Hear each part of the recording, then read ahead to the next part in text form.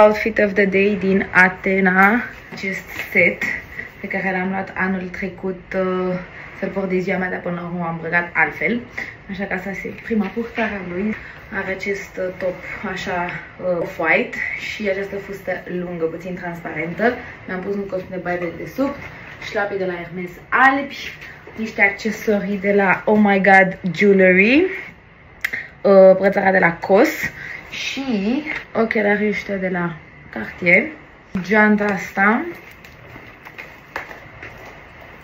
sau aceasta de la Longchamp, nu știu. Că o să merg pe varianta asta pentru că nu prea am purtat-o. Este o geantă nouă pe care o ador, este super încăpătoare. O închideți aici și arată drăguț și de zi și de seară. This is my makeup, no makeup.